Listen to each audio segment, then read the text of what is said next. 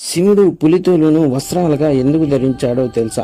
శివుడు ధ్యానం చేసుకుంటూ అడవిలో బట్టలు ఏమీ లేకుండా నగ్నంగా తిరుగుతూ ఉండేవాడు. అదే అడవిలో కొంతమంది ఋషులు కూడా నివసిస్తూ ఉండేవారు. శివుడు బట్టలు లేకుండా అడవిలో తిరుగుతూ ఉన్నప్పుడు ఋషుల భార్యలు శివుని చూసి ఆకర్షణీయుడు అవుతారు. ఈ విషయాన్ని గమనించిన ఋషులు శివుడిని ఎలాగైనా అంతం చేయాలి అని అనుకుంటారు. శివుడు రోజు తిరిగే దారిలో ఒక గుంతను తవ్వి అందులో ఒక పెద్ద పులిని ఉంచుతారు. శివుడు రోజులాగానే అదే దారిలో నడుచుకుంటూ వస్తూ ఆ గుంతలో పడిపోతాడు. శివుడు ఆ గుంతలో ఉన్న పెద్ద పులిని చూస్తాడు. ఆ పులి వెంటనే శివుడి మీద దాడి చేయగా శివుడు వెంటనే ఆ పులితో పోరాడి ఆ పులిని చంపేసి ఆ పులి తోలును శరీరానికి వస్త్రాలుగా చుట్టుకుంటాడు.